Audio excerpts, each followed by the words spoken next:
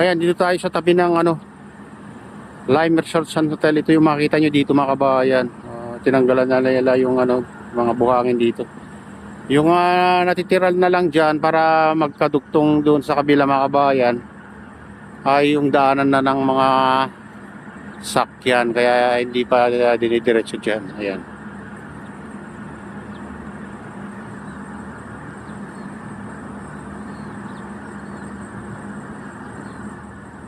Ayan yung dredging vessel. Doon na nga MOA mga kabayan.